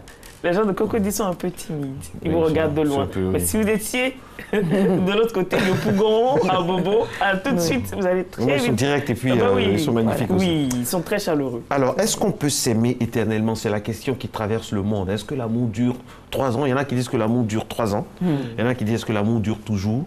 Entre ces deux extrêmes-là, bon, nous autres. Alors, dites-nous tout. Alors, entre les deux extrêmes, il y a tout et l'amour dure toujours. Seulement qu'avec l'amour... Vous savez, on est tellement très heureux de vous avoir, on a oublié même le jingle. Désolé Christelle, à cause de jingle, c'est parti.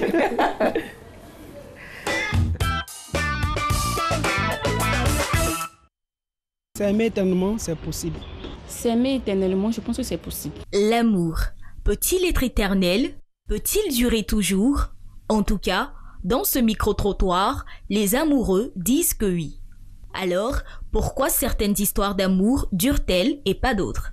Car, avec le temps, va tout s'en va, chantait Léo Ferré. S'aimer éternellement au jour d'aujourd'hui, c'est pas évident. Dans le temps passé, je pense que nos parents se sont véritablement aimés. Mais au jour d'aujourd'hui, l'amour est quelque chose qui est vilipendé. On s'aime très souvent par intérêt. Et lorsqu'on se met en couple, dans le foyer, chacun se découvre. Il y a des comportements qui sortent. Lorsqu'on se croise, dans les premiers temps, tout va bien, on s'aime comme si on n'avait jamais aimé. Et puis par la suite, chemin faisant, il y a des comportements qui sortent, on se dit des paroles. Et s'aimer éternellement avec tout ce qu'on voit, l'avènement des réseaux sociaux, le respect qui aujourd'hui n'est plus primordial dans le foyer, les femmes qui sont très souvent autoritaires, les hommes également qui ont tendance à tromper leurs femmes, qui sont exigeants. Il y a tellement de paramètres qui m'amènent à dire aujourd'hui que s'aimer éternellement n'est pas vraiment évident. Mais avec nos parents dans le temps, c'est quelque chose qui était vraiment vu. On voyait les parents durer ensemble pendant des années, 90 ans ensemble, 35 ans ensemble, 40 ans, 50 ans ensemble. Mais au jour d'aujourd'hui, il y a des gens qui se mettent en couple seulement 2 mois qui se séparent, 3 mois, 1 an qui se séparent. Aujourd'hui, les femmes ou bien les hommes cherchent l'amour par des intérêts personnels. Qu'est-ce que je peux gagner dans cette relation? Ce n'est plus de l'amour, mais c'est la quête d'intérêt personnel. Alors fort de cela, l'amour est dénaturé par les humains que nous sommes. Mais avec la génération actuelle, c'est possible de vivre et de s'aimer éternellement dans un foyer. La recette, c'est de se supporter mutuellement les uns les autres. C'est de s'aimer les uns les autres et de pouvoir supporter les caprices de sa conjointe, vice-versa. Et de se faire confiance. Malgré ce pessimisme, des recettes existent pour rendre l'amour éternel. Je suis en couple, ça me fait pratiquement 15 ans que je vis avec ma chérie. On s'est croisés très jeunes, c'est vrai qu'on est jeunes aujourd'hui, mais on arrive à supporter l'autre parce que chacun a son comportement. On se comprend, on peut discuter sur un truc et puis par la suite, on doit finir, cette discussion doit finir avant que le lendemain ne vienne. C'est-à-dire c'est la complicité, l'entente. L'homme et la femme doivent savoir discuter, doivent savoir mieux communiquer. Et pour les personnes qui n'ont pas encore franchi le pas, la confiance de l'éternité est au rendez-vous. Je ne suis pas encore marié, vu l'âge que j'ai, mais je suis en train de préparer le mariage. Mais déjà, je peux vous dire qu'au jour d'aujourd'hui, cette corde que j'ai rencontrée, par la grâce de Dieu, c'est une femme de feu, une femme vertueuse. Et je crois que nous allons nous marier et nous allons vivre éternellement jusqu'à ce que la trompette sonne. Des avis bien mitigés sur l'amour éternel. Mais l'érosion naturelle de l'amour est aussi une réalité. Un désenchantement, voire de trahison, selon une psychothérapeute, qui est dû au fait de ne plus être considérée comme une femme à séduire, mais une femme acquise. Au fil du temps, la magie, l'intensité ne sont plus là. Mais cultiver son jardin personnel et se retrouver pour cultiver un jardin commun, une belle recette pour s'aimer, s'aimer et encore s'aimer. S'aimer, s'aimer et encore s'aimer. Il faut situer le contexte. De quel amour on parle ici? Il faut rappeler, il y a plusieurs sortes d'amour, n'est-ce pas, Madame Assoumlissa? Oui, tout à fait. Il y a plusieurs sortes d'amour. On peut parler de l'amour qui existe entre conjoints. On peut parler de l'amour des parents à leurs enfants, entre frères, l'amour entre les amis et l'amour avec tout l'environnement. Voilà. Et donc, il y a des niveaux et il y a des cadres. Mais je pense que nous parlons de l'amour véritable, de vous à moi, entre le couple, et peut-être un peu plus dans le couple parce que l'élément parle de l'amour entre deux êtres qui s'aiment pour la vie. Il s'agit peut-être de cela dont nous allons parler. Alors, Mme Guessa, est-ce que l'amour est une affaire d'époque? Parce qu'on a entendu, nos parents s'aimaient. Nos parents s'aimaient avant. Est-ce que l'amour, c'est une affaire d'époque ou bien l'amour transcende le temps, l'espace, les dates? L'amour transcende les temps, l'espace, tout. L'amour est au-dessus de tout et l'amour ne passe pas. Mais c'est quoi l'amour? Il ne finit pas. C'est quoi l'amour? L'amour, ça peut se définir comme un élan. Mais l'amour peut contenir plusieurs éléments qui font que, chemin faisant, certaines choses vont peut-être changer, mais l'essentiel qui est de porter donc mon affection, mon admiration, mon attachement à une personne peut rester et durer longtemps. Pourquoi on dit l'amour et pourtant, parfois, ça fait si mal? Aïe, oui. L'amour fait mal. Il s'agit de don de soi. Quand on parle de don de soi, il y a ce qu'on laisse sa propre personne, qu'on se livre. Et en se livrant naturellement, il y a forcément une certaine douleur quand dans l'abandon total à l'autre, dans la confiance totale à l'autre, les choses ne sont pas réciproques, par exemple, oui, ça fait mal. C'est cela. Et dans l'abandon de soi, il y a ce qu'on aime qu'on doit laisser, ce qui peut nous faire plaisir véritablement, peut être mis de côté pour orienter notre amour à la satisfaction de celui qui est en face de nous, de la partenaire qui est en face de nous, que nous ne voulons pas perdre. Donc, il y a la notion d'acquérir quelque chose, de conserver la chose et de pouvoir toujours maintenir et chérir cette chose-là, qui est en l'occurrence une personne. Et dans cela, il y a beaucoup de douleur parce qu'il y a beaucoup de sacrifices. Vous avez parlé de réciprocité. Alors quand on dit que quand on aime, il ne faut rien attendre en retour, il faut donner. Oui. J'ai vu quelque part que dans un couple, ce n'est pas 50-50, c'est plutôt 100-100. Chacun vient avec 100% de tout ce qu'il a. Il ne doit pas venir avec 50% en attendant que l'autre comble les autres 50%. Oui, nous le disons tantôt. C'est l'abandon total pour celui ou celle que nous aimons. En venant dans le couple, je viens en laissant moi-même de côté et en m'investissant totalement pour le bonheur d'être avec l'autre et qu'est-ce qui peut lui faire plaisir pour demeurer avec moi. Mais pourquoi on est déçu quand l'autre ne nous donne pas, ne nous rend pas l'appareil? L'amour est un investissement. Ah. Oui, l'amour est un investissement. Vous y investissez votre temps, vos émotions, vous y investissez votre être, vous y investissez tout ce que vous avez de meilleur. Naturellement, si vous tapez dans un mur, vous vous faites mal. Mais quand vous tapez dans une mousse et que cela juste rebondit, cela est plus agréable. C'est pourquoi, dans l'investissement qu'on fait à l'amour, on n'attend pas forcément en termes d'échange ou de contraintes, je te donne, tu me donnes, mais attendre, déjà reconnaître et accepter cet amour qu'on offre, ce sacrifice qu'on fait, c'est cela.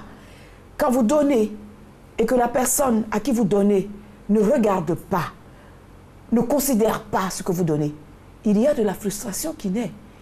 Quand la fête des pères vient juste de passer, les pères se plaignent toujours de ce qu'on ne leur fait pas de cadeau. Les enfants se plient en 35. D'accord? Ils achètent un cadeau au papa. On fait le cadeau au papa. Et le matin, les enfants sont tout frétillants à attendre, en retour de cet effort qu'ils ont fait pour le papa, un petit sourire, un petit geste, un petit mot. Et puis, le papa prend juste le cadeau, il le met dans son coffre. Si c'est peut-être la surprise, on l'a faite dehors, papa met le cadeau dans le coffre. Ou le papa dépose le cadeau dans le placard.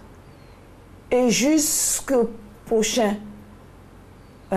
dimanche fête des pères, le cadeau premier n'a même pas été déplacé. Il y a de la poussière qui s'est déposée dessus.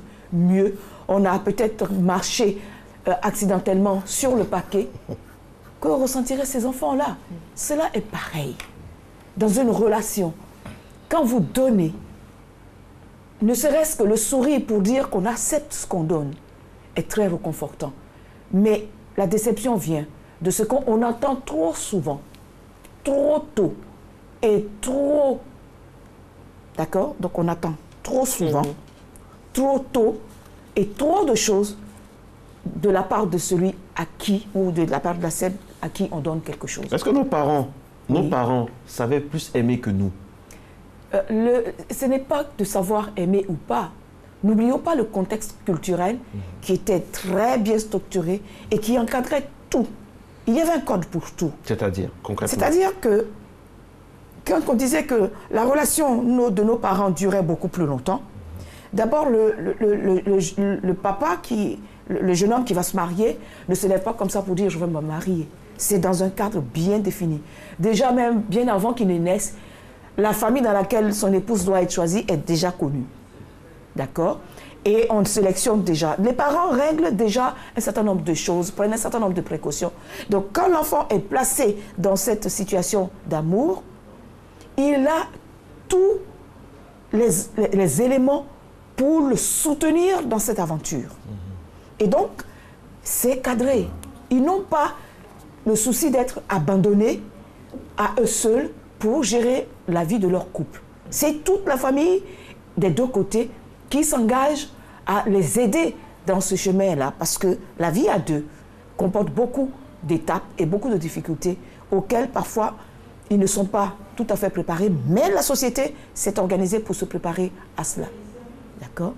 Que voit-on aujourd'hui? Chemin faisant d'une rencontre à l'école, sur le lieu de travail, on se dit, cette personne m'intéresse. Le coup de foudre. Le coup de foudre peut-être. Et tout cela, comme l'élément le souligne, aujourd'hui on regarde aux intérêts qu'on peut avoir à prendre quelqu'un de cette famille, quelqu'un de cette profession, et ainsi de suite. On fait des calculs qui ne répondent pas toujours aux valeurs qui vont vous emmener loin dans l'amour réciproque sans condition, sans rien attendre comme Dieu le demande, et qui va vous donc accompagner. On fait des calculs et au finish, chacun a ses objectifs à atteindre en calculant les intérêts dans ce que nous nous mettons ensemble. Nous nous sommes mis ensemble, chemin faisant, les intérêts changent, fluctuent et varient. Et parfois sont dépassés. Quand les intérêts sont dépassés, qu'est-ce qui vous reste? Il ne vous reste plus rien. Les intérêts ont changé. Qu'est-ce qui vous reste? Il ne vous reste plus rien. Voilà d'où peuvent venir les difficultés. Mais si vous avez bâti sur des valeurs véritables, comme l'amour, le respect, la complicité. Chemin faisant, quand on parle de l'amour éternel, c'est il faut se faire des amis. Les amis, donc, ce sont donc les petits moments que nous avons passés ensemble qui étaient très agréables.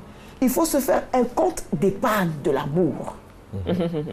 Et ce compte d'épargne nous donne donc d'avoir épargné et de nous épargner des crises, parce que nous pourrons puiser dans cette épargne quand vient à manquer le respect ou la patience ou le petit geste et tout cela. Et là, ça me donne envie de vous demander quels sont les points qui favorisent l'amour dans la durée. L'amour dans la durée, c'est la complicité. L'amour dans la durée, c'est la simplicité. L'amour dans la durée, c'est la sincérité. Vous voyez? Et la confiance en l'autre. Ne pas soupçonner. Ne pas soupçonner, oui, ne pas soupçonner. Même quand le partenaire reçoit des appels bizarres. Oui, il y a des comportements qui sont des indicateurs de quelque chose qui se trame. Regardez à la banque. Qu'est-ce que vous y avez mis? Vous prenez à la banque et vous attendez l'occasion propice pour dire « j'ai constaté ceci, qu'en est-il réellement ?» Et puisque chacun a fait son compte d'épargne amour, il va y aller puiser, ou elle va y aller puiser et revenir pour que la discussion soit. Si la discussion ne se fait pas dans la simplicité, dans le calme, et qu'il y a de la tension, c'est qu'on se reproche quelque chose. C'est qu'on est déjà dans la culpabilité, et la simple question de l'autre nous dit comme si c'était une accusation, alors que parfois, ça ne peut qu'être juste comprendre ce qui se passe. Est-ce qu'il se passe quelque chose? Tout simplement. Parce qu'il est bon, de temps en temps, de remettre nos compteurs et de repartir sur de nouvelles bases. Ces choses, nous les avons dit tout au long des différentes émissions.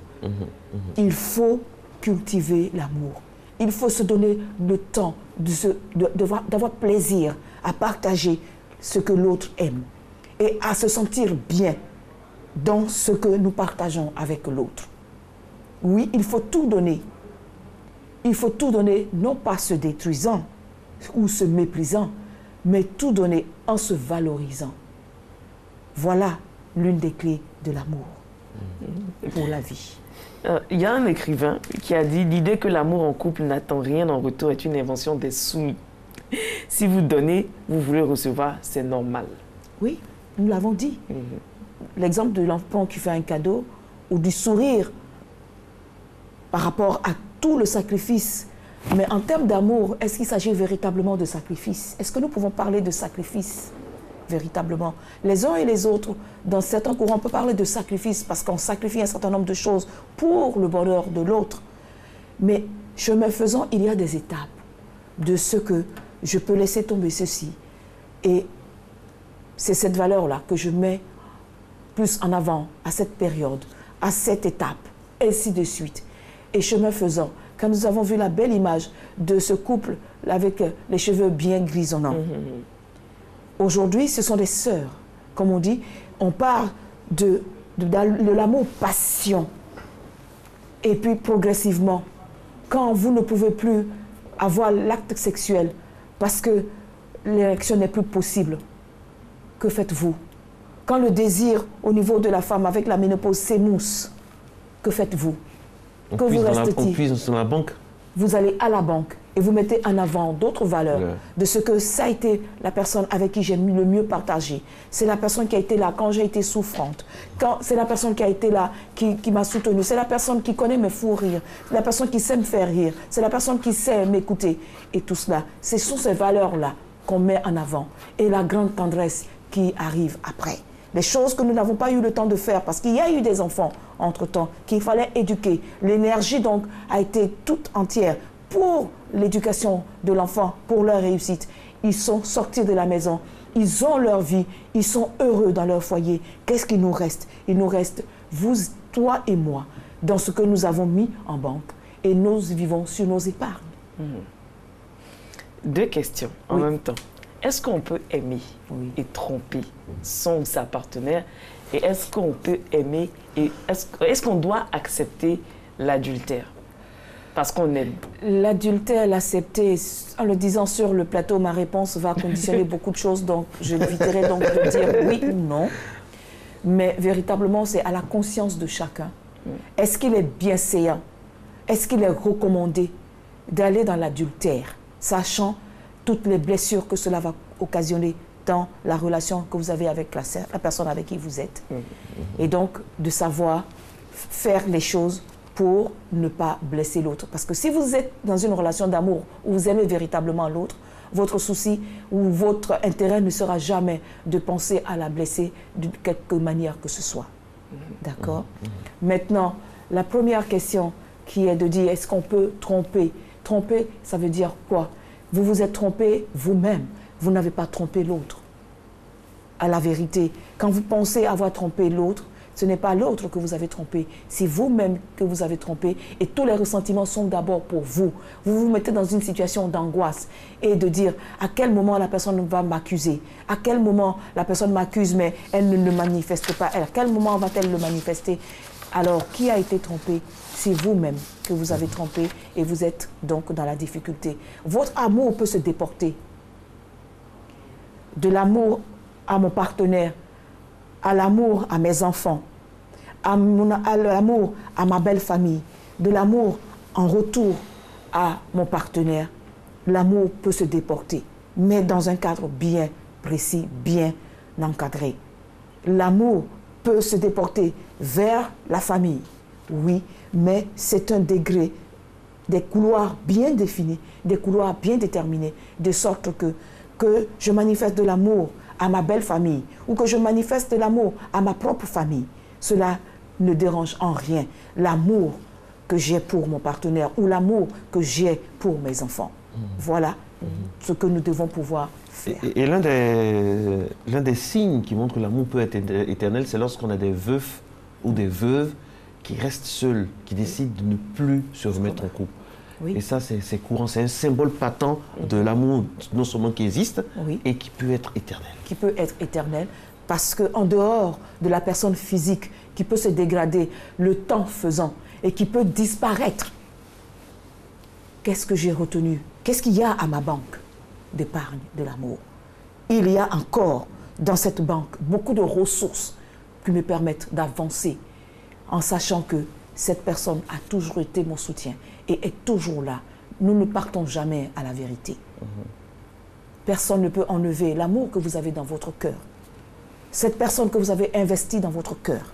Parce que le siège de l'amour, c'est notre cœur. Qu'est-ce que vous avez à dire à ces personnes, à ces célibataires endurcis, au féminin comme au masculin? Alors, à ces célibataires endurcis, quelle a été leur personnalité? Comment est-ce qu'ils ont été éduqués? Quel a été le drame qu'ils ont vécu pour décider de rester célibataires? Parce qu'à la vérité, l'homme ou la femme n'a pas été créé pour rester célibataire. Alors, c'est d'apprendre à ouvrir le cœur. Aller demander de l'aide par rapport à ce qui a blessé, par rapport à ce qui freine, et tout cela. Et chemin faisant dans la guérison, l'amour se trouve au détour du chemin. Merci beaucoup. Merci beaucoup, Nessie. Je vous laisse le soin de remercier, madame. Oui, grâce à vous, on a eu à aborder beaucoup de termes qui ont permis à beaucoup de familles de se resserrer, de penser leurs blessures. Merci infiniment. Merci. On espère vous retrouver la saison prochaine avec d'autres thèmes aussi poignants. Si Dieu le veut. Merci et avec beaucoup. Le même amour aussi grand et partagé tous les jours. Amour éternel. Que l'amour soit vif et beau comme votre couleur. Merci beaucoup. C'est la couleur que vous portez. Merci. 6h28. Merci à Christelle Akoussa, à toute l'équipe derrière.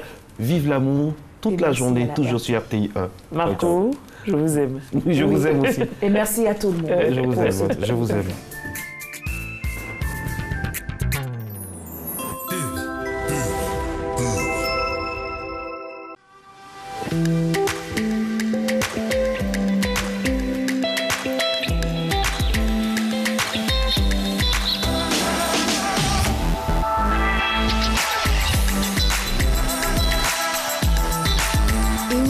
Vous invite à faire un voyage dans le temps. Avec ses motifs de ligne bien définis, finement exécutés et un style graphique unique dans votre nouveau magazine. Disponible dans les points de vente habituels. Uniwax révèle l'élégance africaine.